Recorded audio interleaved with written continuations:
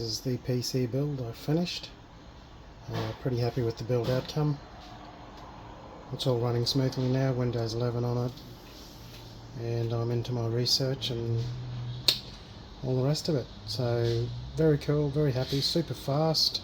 There is 64 gigabytes of RAM in there.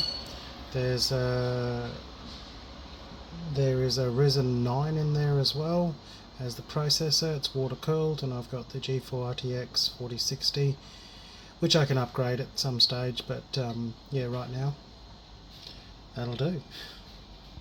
Pretty happy with it though. Cheers guys.